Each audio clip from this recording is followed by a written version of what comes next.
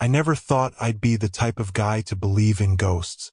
I'm a no-nonsense handyman, the kind who works with his hands and trusts what he can see and touch. But that all changed one rainy evening in the quaint town of Salem, Massachusetts. I had been hired by Mrs. Hargrove, an elderly widow who had recently moved into an old Victorian house on the outskirts of town. She needed some repairs done, particularly in the basement, which had a tendency to flood. It sounded like a straightforward job, and I was happy to help. The house, with its creaking floors and dimly lit hallways, had a certain charm. It was the kind of place that had seen its fair share of history, the kind that whispered stories through its walls. When I arrived, Mrs. Hargrove greeted me with a warm smile and a cup of tea. Her eyes sparkled with the wisdom of years, but there was a hint of worry there, too. "Thank you for coming, Mr. O'Neill," she said, her voice a gentle lilt. "The basement. It's been giving me quite a bit of trouble." "No problem, ma'am," I replied, taking a sip of the tea. "I'll have it sorted in no time." She led me through the house, pointing out various rooms and pieces of antique furniture along the way.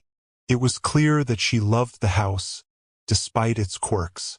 "This place has a lot of history," she said as we descended the narrow staircase to the basement. "It was built in the late 1800s, and I've heard some rather interesting stories about it." I chuckled, trying to ease her nerves. "Every old house has its tales, doesn't it?" The basement was as you might expect, dark, damp, and cold. The stone walls were covered in a thin layer of moss, and the air smelled musty. A single, dim light bulb hung from the ceiling, casting eerie shadows that danced along the walls. I set my tools down and got to work, focusing on the task at hand. But as the hours passed, an unsettling feeling began to creep over me. It was as if I was being watched. As I worked on fixing the leaking pipes, I couldn't shake the feeling that I wasn't alone. The shadows seemed to move just beyond the edge of my vision, and the air grew colder with each passing minute. I tried to ignore it, chalking it up to my imagination. But then I heard it.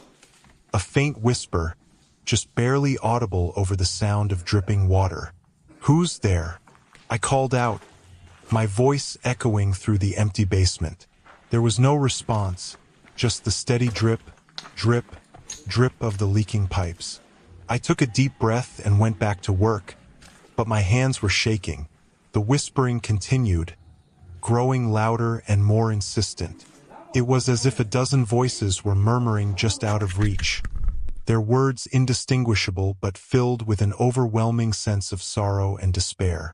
I stood up, my heart pounding in my chest. "Mrs. Hargrove?" I called out, hoping she might be nearby. But there was no answer. Just then, the light bulb flickered and went out, plunging the basement into darkness.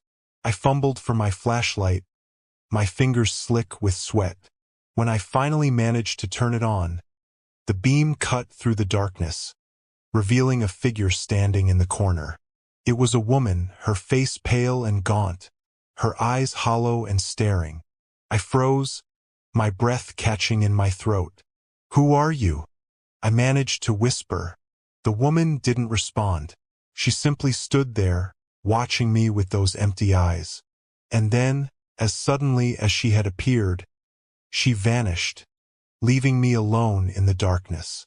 I stumbled back, my flashlight shaking in my hand. This was no figment of my imagination. I had seen her clear as day, and I had the sinking feeling that she was just the beginning. I rushed back upstairs, my heart racing. Mrs. Hargrove was in the kitchen, humming softly to herself as she prepared dinner. She looked up as I entered, her smile fading when she saw the expression on my face.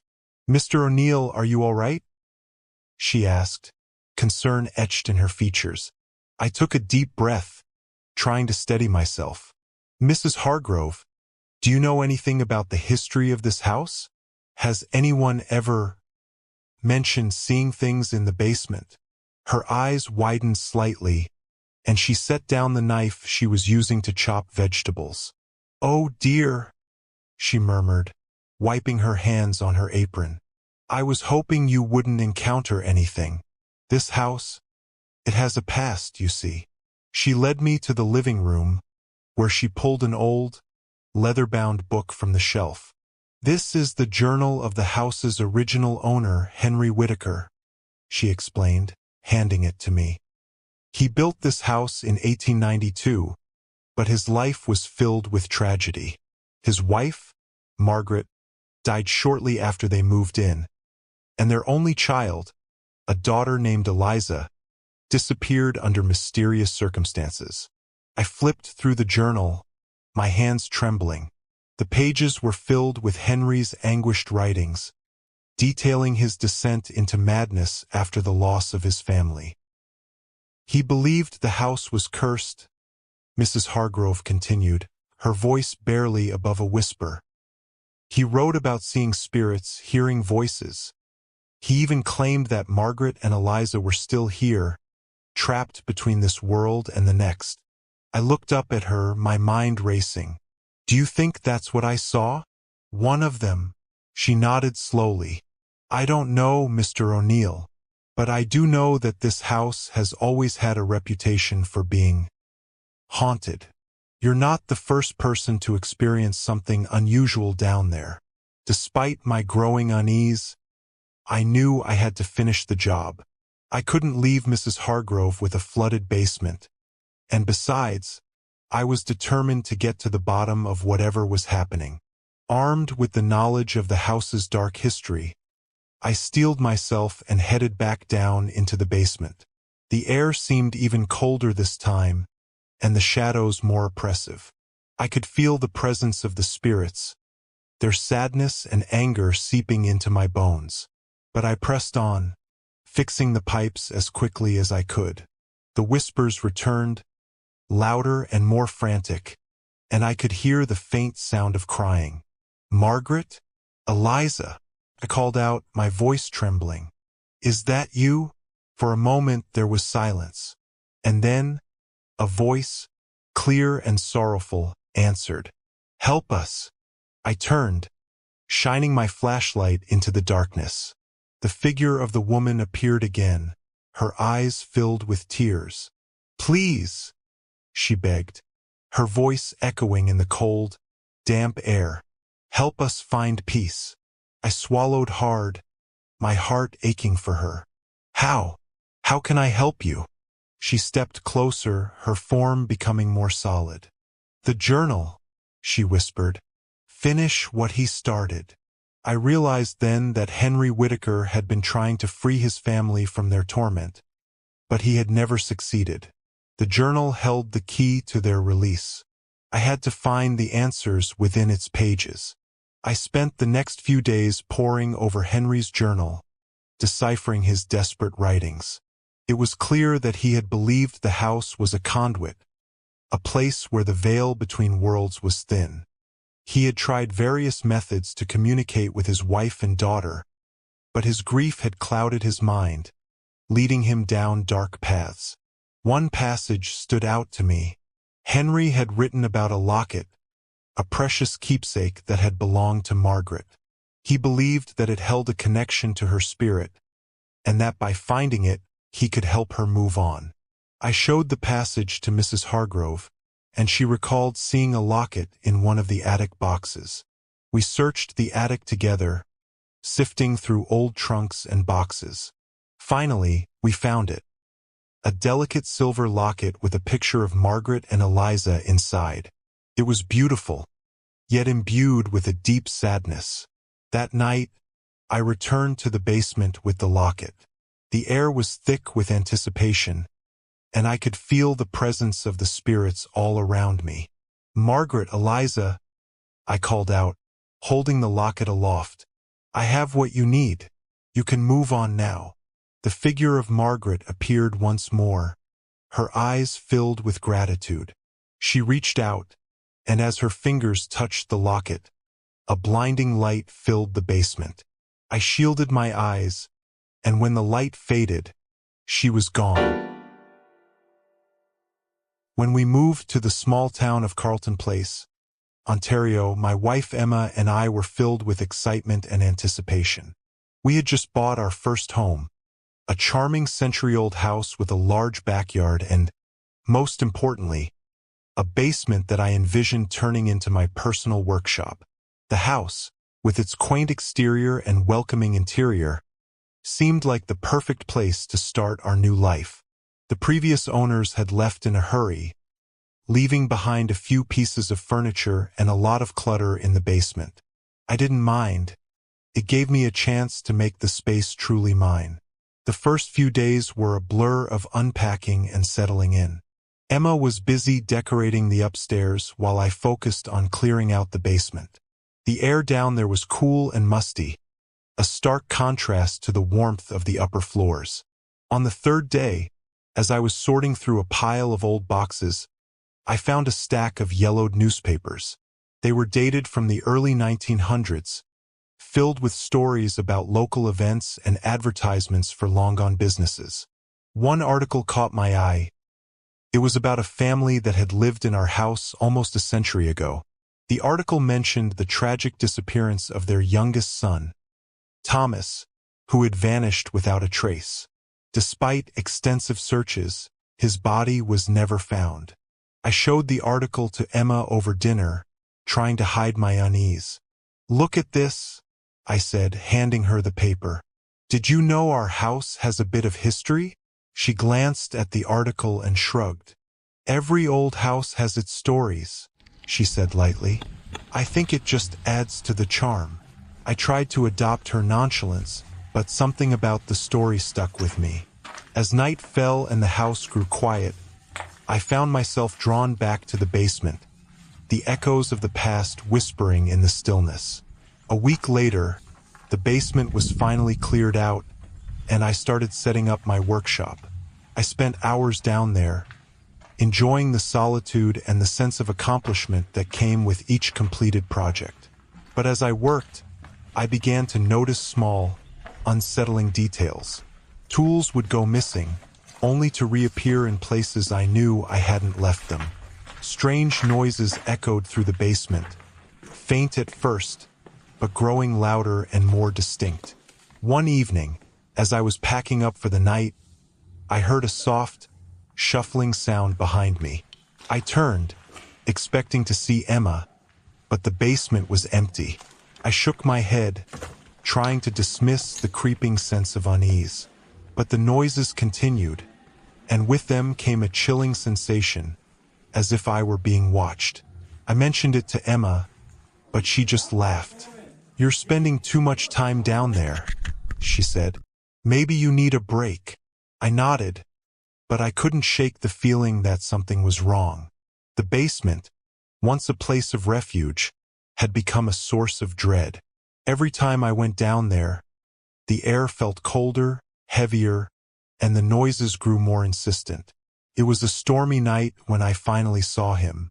The rain battered against the windows, and thunder rumbled in the distance. I was in the basement, working on a new project, when I felt a sudden drop in temperature. My breath fogged in the frigid air, and the hairs on the back of my neck stood up. I turned slowly, my heart pounding in my chest. Standing at the far end of the basement was a young boy, no older than 10. He was dressed in old-fashioned clothes, his face pale and expressionless. His eyes, dark and hollow, stared straight at me. For a moment, I was too shocked to move. Then, as I took a step towards him, he vanished, leaving only the lingering chill behind. I stood there, trembling, my mind racing. Had I really seen him, or was it just a trick of the light? When I told Emma, she looked at me with concern. "Maybe you should see someone," she suggested gently. "Stress can do strange things to your mind." But I knew what I had seen. The boy was real, and he was trying to tell me something. Determined to understand, I delved deeper into the house's history, hoping to find answers. The local library became my second home as I pored over old records and newspaper clippings. The more I learned, the more the pieces of the puzzle began to fall into place. The house had indeed been the site of tragedy. Thomas, the boy who had disappeared, was believed to have fallen into the well in the backyard. But the well had been filled in years ago, and no trace of his body had ever been found. One evening, as I was going through an old map of the property, I noticed something strange. The well's location didn't match up with where I had always thought it was. It seemed to be directly beneath the basement, hidden under layers of concrete and earth. I rushed home, my mind racing. If the well was under the basement, then Thomas's body might still be there, trapped and forgotten. I grabbed a flashlight and a crowbar, determined to uncover the truth. As I pried up the floorboards, the air grew colder, and the familiar sense of dread returned. But I pressed on, driven by a need to bring closure to the boy's restless spirit.